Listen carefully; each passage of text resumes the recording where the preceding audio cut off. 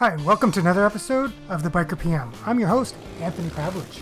Today we have with us Philippe Danielides. Philippe is a former corporate lawyer and communication strategist, and the founder of the Inner Current Coaching, a professional coaching firm. Philippe's work, which blends coaching, storytelling, and nature connection practices, focuses on helping high achievers find fulfillment in work and life, and partnering with organizations to develop cultures that promote well-being. He holds a BA from Middlebury College and a JD from Georgetown University Law Center, and is trained as a coach with Dr. Martha Beck and the Sage Fire Institute. So let's get started. Hi, Philippe. Thank you for joining us today. How are you? Be with you, Anthony. How are you doing? I'm doing pretty good. Let's get started just by giving us a little introduction of you and your business, and then we'll just take it from there. Sure. So my name is Philippe Danielides. I live down in New York City, and I have a coaching business called Inner Current Coaching, and I work primarily, I like to say, with freedom-seeking achievers. That's a lot of my one-on-one work. And freedom-seeking achievers speak to people who have been on a career path. They've been moving full steam ahead for most of their life, but not really feeling like their fate is in their own hands, that what they're achieving and working toward isn't really in sync with who they really are and the life that they would love to have if they felt that they had the freedom to go out and make it. So that's really the focus of my one-on-one work. And I also do a lot of coaching and consulting for organizations, and that's around creating cultures of well-being. My background is in corporate law, and so I came up in my 20s working in that field, which has a lot of wonderful qualities. A lot of great things can be said about it, but also the culture, the work ethic of lawyers is something that gets a lot of us into trouble. And so helping law firms and organizations begin to shift the culture of well-being and expectations is also a big piece, a big focus that I now have. I like how you framed that so nicely, how it gets the culture in trouble. That was a very politically correct way of saying something like that. That's the lawyer training. That's what lawyers do. We try our best to say what we mean without offending. Yeah, I like your idea of behind your business, because a lot of people do, especially once they start moving fast, they forget to take care of themselves, and they get very fast paced, and they end up at a destination and they sometimes don't even remember how they got there, or is this where they really want to be now that they're there, because maybe it's something that's been expected of them, or in some cases maybe because of their background they force themselves to overachieve and they don't take care of themselves. So how did you get started in this, from the place of spinning things in a nice way as a lawyer to helping out professionals in this way? What drew you to it? Yeah. So I was living in New York in my late 20s. I'm now 37 years old. And in my late 20s, I had gotten to the apex of my career, what I thought would be the apex of working at a big firm in New York City, making all this money, having people congratulate me for this impressive job. And so everything looked the way that it was supposed to look. And I found myself waiting for the payoff. I don't mean the financial payoff. I mean the payoff of, oh, I feel good in my life. I'm satisfied. I'm fulfilled. I'm happy about how things are going. And I kept waiting, and it never came. And for a while I thought, well, maybe I'm not doing things right. So I tried to make whatever changes I could to my attitude and to my career that could explain and narrow the gap between the fulfillment gap.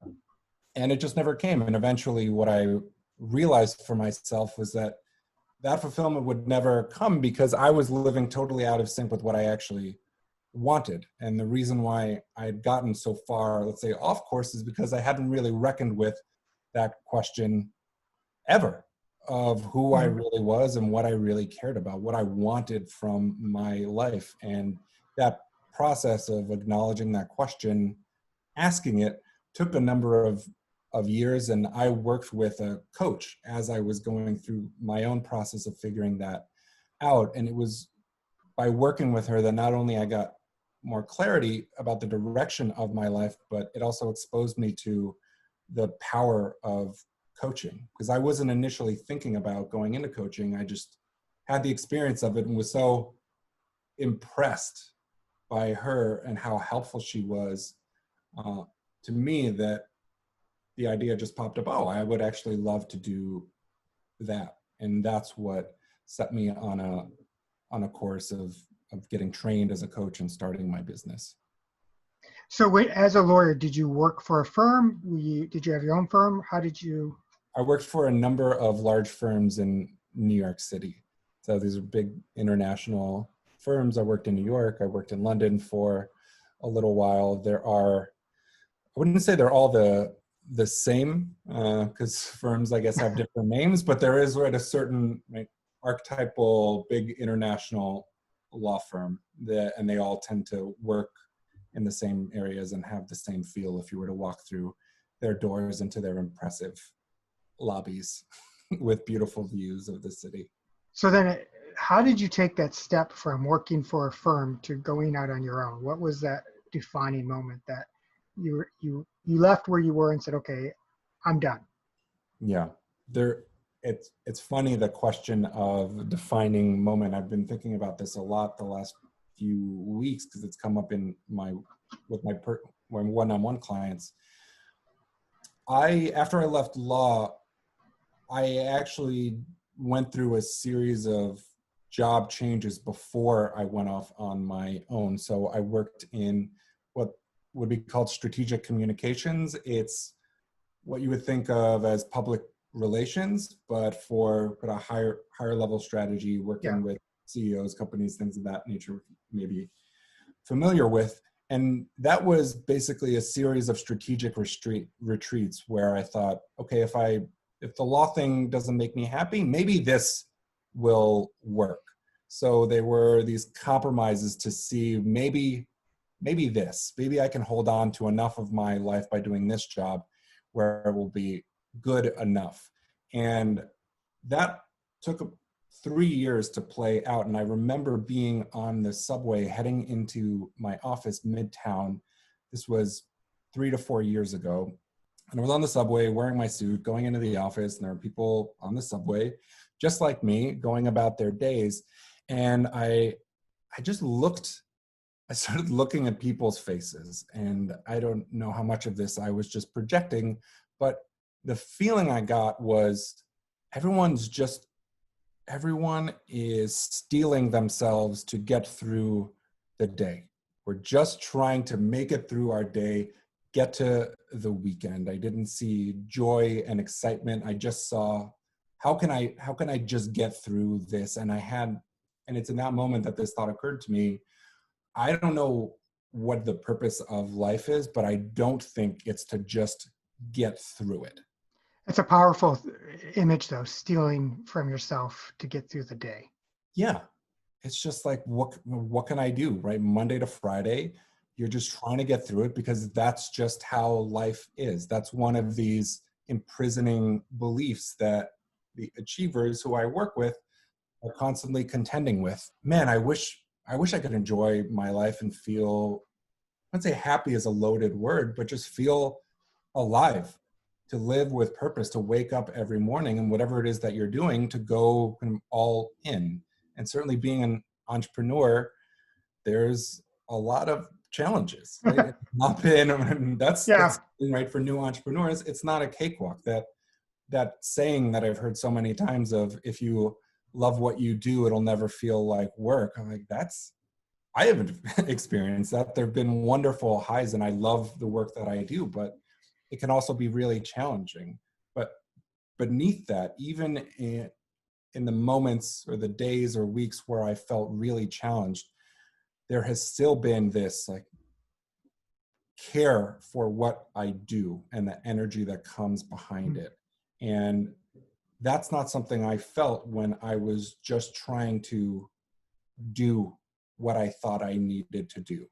I have to agree. I've been in positions, I've been in jobs with companies that I just loved, and I did enjoy the job, but it isn't the same. It isn't. you don't have that same passion when you get up in the morning to give it everything you have Yes. as you do when it is for you and for your business and for making a difference with other people. Yeah. I think that was the one thing that I missed in a lot of positions. And honestly, I struggled with it. I'm from the US and I moved to Canada, and it took me until I went out on my own uh, over a little over a year ago to actually feel like I'm doing something that makes a difference. Hmm.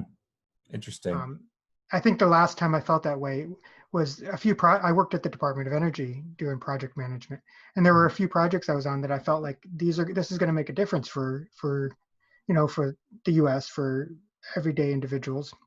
But I hadn't felt that way since then after I moved to Canada, and I think yeah, it is something that you struggle with when you get up every day and you're like, why am I doing this? Why am I going in to this office Yeah. for these people? Yeah.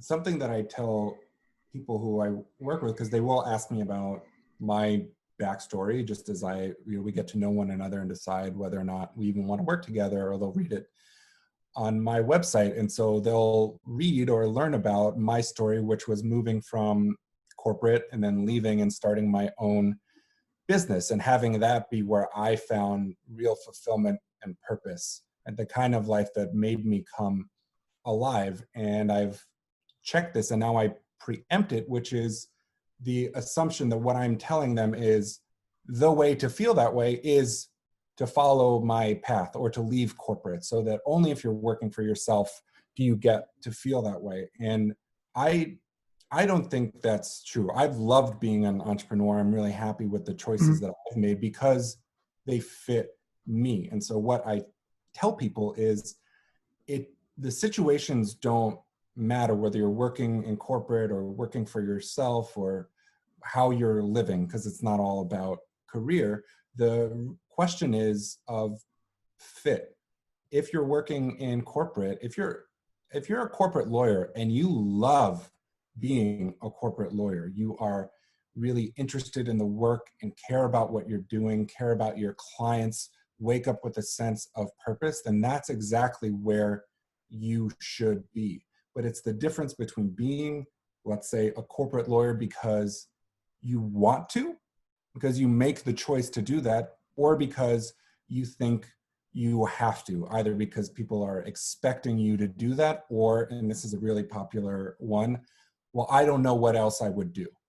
Yeah, a lot of people I've talked to. I mentor a young gentleman that was a student. I teach college, and he was a student in my class. Mm-hmm. And we had a call last night, and he's struggling. He's in his 20s. He's struggling to find out what he wants to do, and he's trying out a lot of different things. But yeah, it's just I don't want to say I envy him, but I respect him for taking those steps and trying everything out. Because I know even for me, I mean, I'm the youngest child, Mm-hmm. so I did a lot of things that I thought I was expected. I went to college, I got my degree, I got my master's degree, Yeah. uh, but then I fell in love with what I was doing, which Mm. was project management.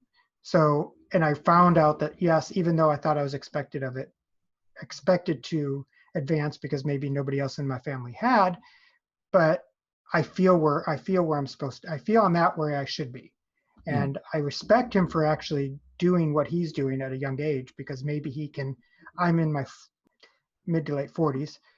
He won't take as long to find that as I did. Do you mean by just by asking those questions when he's in his 20s? Is that Yeah, what? by asking the questions and experimenting and trying out a lot of different things, taking different college courses, uh, doing a lot of different things to find out where you want to be instead of where you think you should be. Yeah.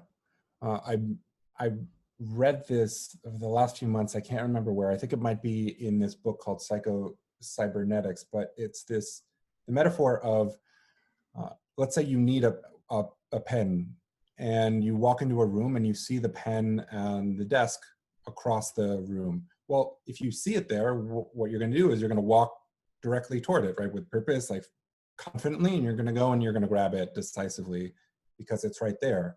But if you have a sense that you need something, let's say a pen, and you go into the room, but the room is pitch black and you can't turn on the light, but you need it. Well, how does that change how you enter the room?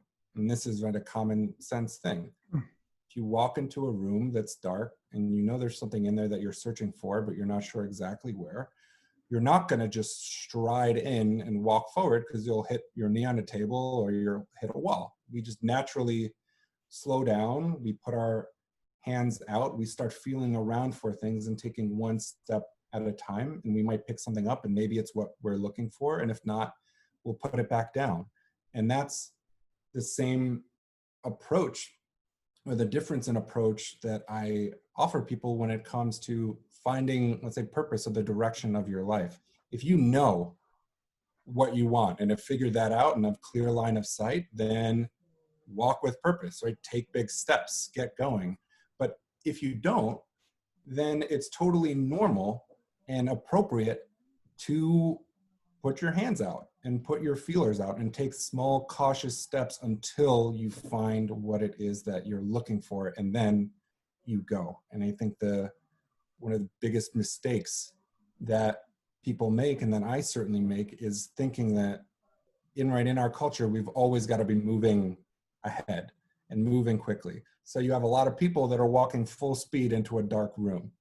And then what do you expect to happen? So I don't know, does that make sense? Or is it a difference? So no, it's a great analogy. It's the perfect analogy of exploration and trying to find what you need. Yeah, exactly. So then how have you progressed from where you started out to where you're at now? I know you're doing a lot of one-on-one coaching. I've looked on your website. You have weekend retreats, you have hiking. How does this all fit in to who you are, and how did you get to there?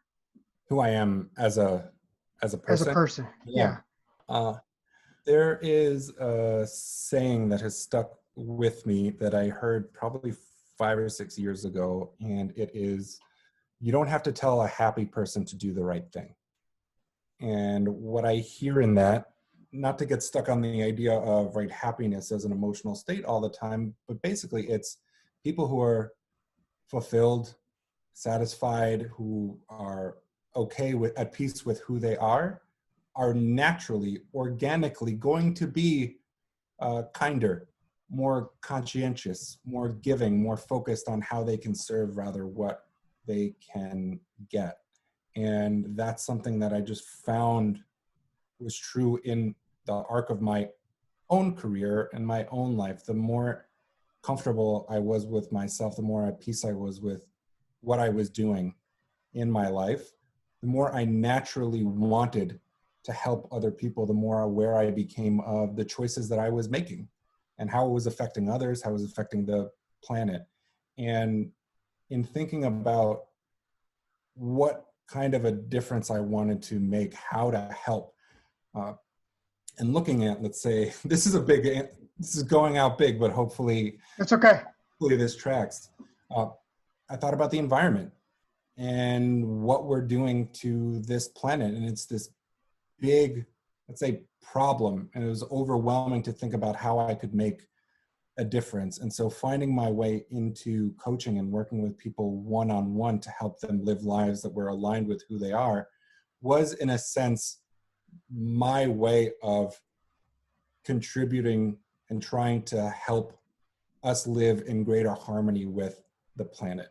Because if I can help one person to find that in themselves, find that peace, find that purpose, they're going to begin to make choices in their work, in their relationships, in their buying choices that are going to ripple out into the world. And so that was my way as one small person to feel like I was contributing toward greater sustainability and harmony on a global scale.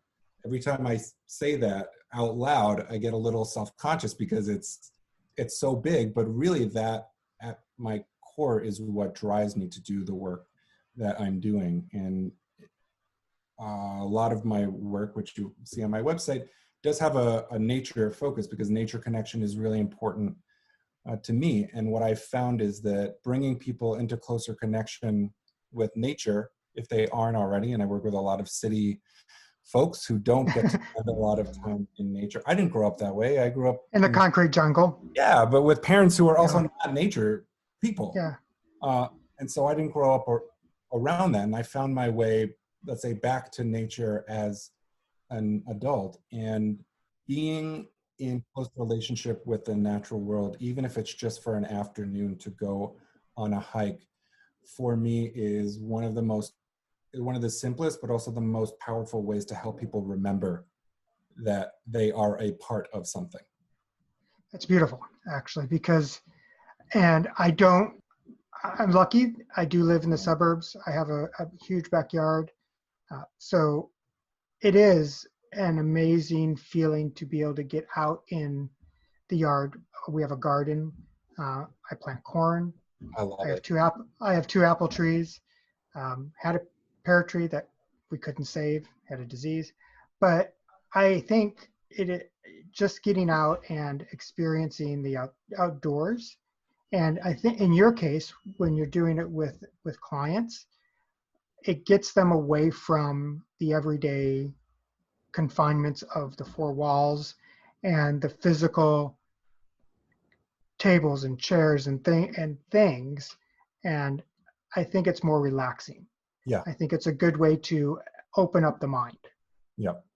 There's an amazing book, right? So you feel it, and that's the other thing. We don't have to be told or convinced. You bring someone into the woods. There is a percentage of people who will get stressed out in nature, and that's just their reaction. There is whatever the percentage is of the population that actually gets stressed out being in nature. But for most of us, and this is because our design and evolution, our body, we evolved in the natural world. Our bodies evolved to be in that space. So coming back to nature naturally, without us having to do anything or being told anything, our bodies will naturally relax. There's a great book called The Nature Fix, I think by Florence Williams, I believe is her last name. She's a journalist, and she did a survey of all of the research out there around nature connection and its impact on us as humans, on our mental, emotional, physical well-being. And she approached it in a really interesting way. The beginning of the book was by going sense by sense. So looking at studies where what we smell and how that affects our body, and then sight, looking at different landscapes and so on and so on. And so there is just being in nature without having to do anything, without me having to convince you that nature is good and that it has health benefits, it just naturally happens. And in that more relaxed state that we can easily come into when we're in nature, that is the place of exploration, of creativity, where people can begin to make connections in their own life about what they might want, what makes them feel alive, or solutions to seemingly complex problems that wouldn't be as available to them in the city, in their kind of more narrow, linear, I got to get up and go to work, busy lives. Yeah. I'm going to switch real quick. I want to get back to one or two things that I saw on your website, but on your website, I've seen that you have a lot of things that you have going on. So how do you keep track of everything? Let's get to the process part real quick. How you keep track of the different types of coaching, of your projects. How do you manage all of that? Sure. In terms of the structure of my business, when I started out, it actually used to be way more complicated. I had a number of different offerings, like one-on-one offerings, group stuff, corporate work that was all out there and that I was trying to track. And what I found was it was hard for me to track. It was also too many options that I was presenting to people, and it was overwhelming. And so I went through a process last year of winnowing down what it is that I even offer. So I have one-on-one offering, the program that I offer that I share with people when we get on exploratory, call them strategy calls. The group work is, I have one group program that I run on a monthly basis called 1 Month, One Goal, where do what I think the title suggests. I have a group of people focus on one goal and support them. And in doing so, I teach them different frameworks and exercises that they can apply more broadly in their lives. And then I have the corporate work, but I have one, maybe two workshops right now that I offer, and that's it. So the biggest insight that I had about how to track and organize and keep organized what I do was by simplifying my my product offering. And that took a little bit of time. And I think initially I was afraid that by doing so I would miss out on business. But what I found is it has focused my attention and energy. So I'm spending my time on, a few things rather than trying to do 20. And it's also helping me to connect more intentionally with the right audiences. Having 10 different offerings, it could be, there are so many different audiences that it could apply to or potentially help. So narrowing my offering has also helped me to narrow my marketing strategy, the audiences that I connect with. In terms of how I manage, and if this is part of your question, great, and if not, please stop me, of how I manage kind of more like the day-to-day, how I keep my priorities organized. How you keep organized, yes. Would that be helpful? Yeah. So I worked with these guys who started a marketing agency in the United States that has really taken off in the last 4 years. The name of the organization or their company is called Traffic and Funnels. I think it's kind of a funny name, but really what they do is they help small businesses grow. They help client businesses grow. And one of the guys, that's two guys who are partners, business partners, and one of them is obsessed with productivity and figured out what worked for him. So he spent years kind of honing his own process. His name is Taylor Welch, and he put together this productivity system that I have been using for the last 5 months. And it's the first time that I've found a system that works for me and that I've stuck with. And it's basically like the basic premise of it, without, I don't know, giving too much away, but without getting too into the weeds, is to start kind of at your quarter with your goals and then kind of reverse engineer back from there. So setting quarterly goals and then pulling from the quarterly goals into your month and then into your week, and then from your week into your day. And so it's a process that has required me to think about and really get clear on what my mid to longer term business and personal goals are. And by doing that work up front, that's brought a lot more discipline and clarity to how I'm spending my months and my weeks and my days. Because when I started my company, and I don't know if you can relate to this, I would just wake up and think, oh, what should I work on today? There's a million yeah. when you're as an entrepreneur. And so I was busy and there were things to do, but I would get to the end of the week and wasn't really sure where the time had gone or what exactly I'd accomplished. And that had a negative impact on my motivation, my confidence as an entrepreneur. So Taylor Welch and his productivity system has been a real game changer in my life. It's simple, but it's simple, and because it's simple, I stuck with it, and it's made a big difference. Thanks for joining us for another episode of the Biker PM. Don't forget to subscribe and leave a comment. I'd love to hear what you think. And remember, if you're an entrepreneur that wants to be with like-minded individuals and improving their project management skills, join the Biker PM Facebook group. Until next time.